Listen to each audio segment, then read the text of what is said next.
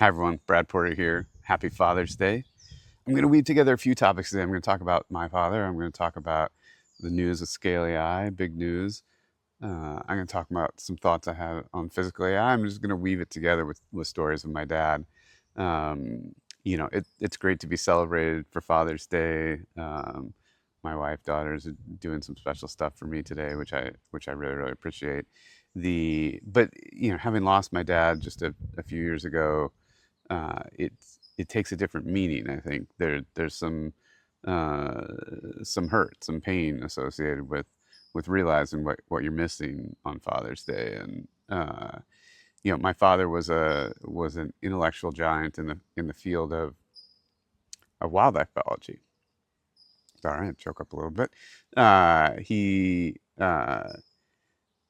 And I think one of the things I learned from him, he was a student of leadership. He was constantly reading leadership books, constantly trying to learn to be a better leader. And I think that really taught me that growth is a lifelong pursuit, and that leadership is not something you either have or you learn through a training course. Leadership is something you're constantly working on, constantly evolving. One of my dad's phrases was overpromise and overdeliver, which is an engineering leader in a hyper ambitious, Silicon Valley culture. That's high pressure to both overpromise and overdeliver. I think, um, but I think Scale AI is one of those companies. I was fortunate to work there for a year and a half as their CTO, um, and really learned a lot from Alex and his leadership. Obviously very young leader, but in how to keep keep pushing, right? How to keep the intensity, keep the pace, keep delivering for customers, keep trying to realize the best outcome for shareholders, and the employees um, work incredibly hard at scale as a result of seeking to over deliver, and sometimes over promise. But as a startup, you you can't play it cautious, you can't play it conservative. So really, really impressed with the result that Alex and the team at Scale achieved. Um, Scale is a very important company in the ecosystem of AI right now. They are the kind of data engine, the data factory. Jensen talks about AI factories, but they're data factories, and Scale does that really, really well. And yet Alex has been doing it for quite a while, and so the opportunity for Alex to go lead it at Meta is incredible, and it also seems like they have a great plan for Scale to continue the mission Scales on for their customers. And so, but then to achieve that in a way where Alex is really returned on behalf of employees and behalf of shareholders, significant liquidity is not an easy feat. And my hat goes out to Alex for doing that, for in some ways over promising and over delivering.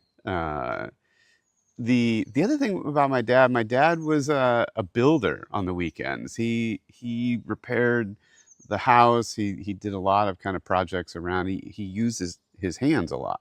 Um, and I've been thinking a lot about physical AI and manipulation, and how much we learn with our hands, right? That learning. So when I think about reasoning, there's a lot of talk about reasoning systems in large language model. I think reasoning in large language is very different than reasoning with your hands. You problem solve with your hands, but it's a very different process.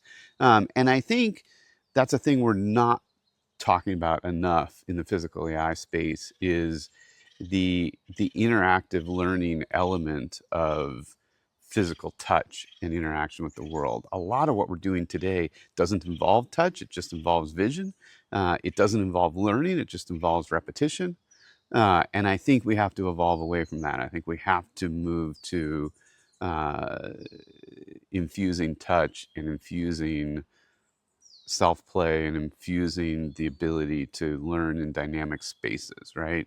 We are never going to, the sum of the world's knowledge is to some extent captured in writing, but the the complexity of the world of, you know,